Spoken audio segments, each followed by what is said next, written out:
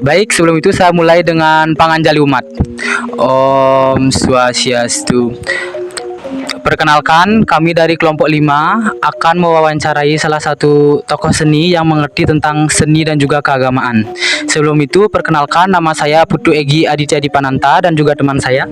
Juli, April, Ari, Bintang, Kori. Baik, sebelumnya, Bapak atas nama siapa?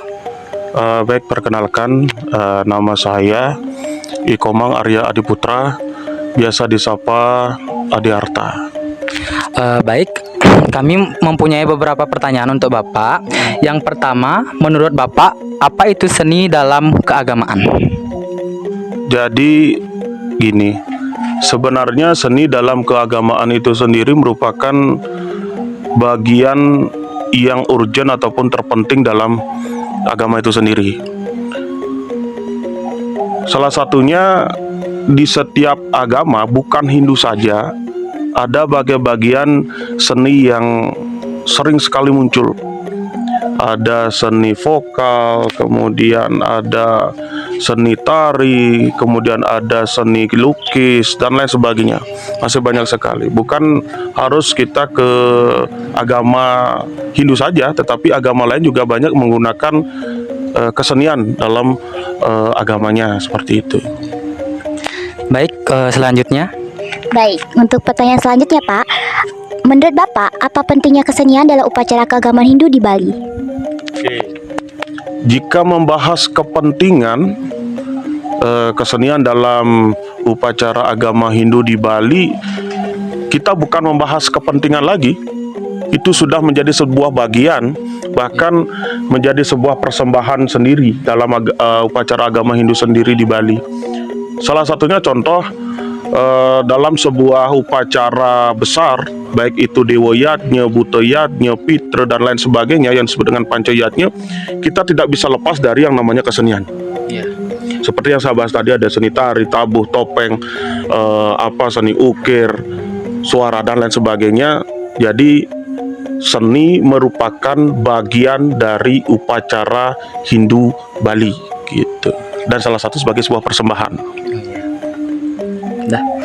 Untuk selanjutnya, baik, menurut Bapak, apakah dalam kesenian, upacara keagamaan di Bali dapat menambah kesakralan dalam pelaksanaannya? Berbicara masalah sakral, di Bali pada khususnya beberapa kesenian memang ada yang sakral, ada yang profan. Nah, sebelumnya saya bahas yang profan terlebih dahulu. Contoh yang profan, ada beberapa rangde, topeng, barong, dan lain sebagainya, itu dijadikan sebagai pementasan untuk menarik para wisatawan. Di setiap daerah ada. Salah satu ada di Ubud, di Gianyar, dan di Klungkung juga ada pementasan-pementasan yang digunakan untuk menarik para wisatawan. Itu salah satu kesenian profan. Nah, yang sakral, karena tadi membahas kesakralan dalam sebuah ritual upacara ataupun ritus itu sendiri sangat banyak. Sangyang Jaran, kemudian ada Sangyang Dedari, ada barong, ada rangde. Itu yang dijadikan sebagai simbolisasi atau perantara pemujaan Tuhan oleh manusia itu sendiri. Karena manusia tidak mampu melihat Tuhan, makanya personifikasi dari Tuhan ataupun Sang Hyang Widi kita bentukkan dalam bentuk-bentuk media kesenian, arce, pertime, patung, barong, dan lain sebagainya. Seperti itu, maka kesenian bisa memunculkan sebuah nilai sakral dalam upacara agama Hindu di Bali. Seperti itu. baik, selanjutnya. Baik, untuk selanjutnya, apa saja contoh seni yang digunakan dalam upacara keagamaan Bali? Contoh kesenian dalam upacara agama Hindu yang khususnya di Bali, kita mengerucut di Bali sekarang, membahas di Bali.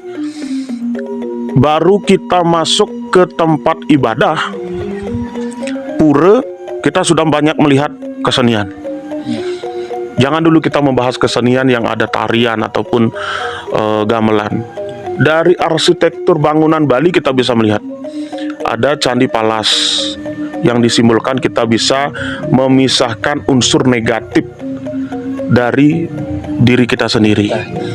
Ane jelek jang di sisi ni melah habe ke utama mandala. Makanya ada kesenian Candi Kurung, bangunan Candi Kurung. Setelah kita mampu melepaskan hal-hal yang buruk kita taruh di luar, setelah kita mau memasuki areal pura yang ada Candi Kurung, kita harus bisa menyekung ataupun mengikat kesucian itu hingga sampai ke Utamaning Mandala. Apalagi di Utamaning Mandala banyak sekali nilai-nilai kesenian yang mampu kita petik dalam prosesi ritual agama Hindu yang khususnya ada di Bali. Dari seni tari, topeng, dan lain sebagainya, seperti bebantenan, seperti ide sang sulinggih yang muput upacara itu sendiri. Jadi tidak bisa kita lepaskan antara kesenian, kebudayaan, dan agama itu sendiri. Baik, untuk pertanyaan selanjutnya. Baik, untuk selanjutnya, apa peran seni keagamaan dalam mengajarkan nilai-nilai penting dalam upacara keagamaan Hindu? Oke. Jika membahas nilai beberapa penting, ya sangat-sangat penting. Salah satunya seni sebagai media pendidikan atau media penyuluhan dalam proses berlangsungnya pementasan.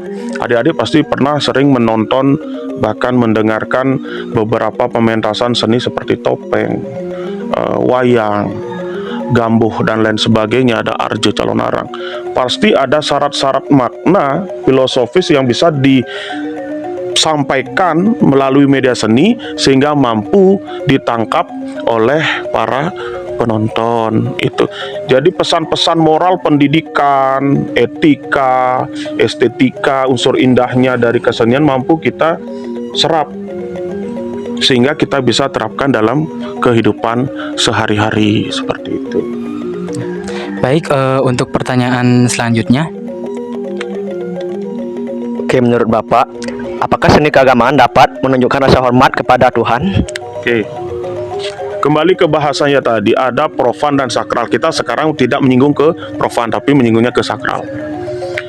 Apakah kesenian bisa sebagai perantara kita untuk mewujudkan ataupun menimbulkan rasa hormat kepada Tuhan? Kita di seni, khususnya di Bali, kesenian Bali memang berasaskan dari budaya, cipta karsa manusia, menciptakan benda dan lain sebagainya. Media kesenian tidak lepas dari unsur-unsur ketuhanan itu sendiri. Karena kita manusia terbatas kemampuan, tidak bisa melihat, tidak bisa memegang, tetapi kita bisa merasakan jenana kita adanya Tuhan. Maka daripada itu kita menciptakan sebuah media sebagai sarana pemujaan. Seperti tadi ada pertime, barong, dan lain sebagainya. Secara tidak langsung, pertime ataupun barong yang kita buat, kita sebagai perwujudan Tuhan itu sendiri. Sadar nggak kita memuja benda-benda yang tidak bergerak? Tetapi kita memiliki keyakinan bahwasanya barong ataupun benda itu memiliki nilai sakral religius, bahwasanya itu adalah manifestasi Tuhan itu sendiri. Kita akan merasa hormat seperti itu. Secara tidak langsung yang tidak sampaikan tadi, kita akan hormat kepada Tuhan, tunduk kepada Tuhan atas kebesarannya, anugerahnya, sehingga kita mampu menciptakan kesenian sebagai wujud pemujaan kepada Tuhan itu. Baik, itu dia wawancara kami dengan salah satu tokoh seni yang mengerti dengan seni dan juga keagamaan. Akhir kata kami akhiri dengan Parama Santi. Om Santi Santi Santi Santi.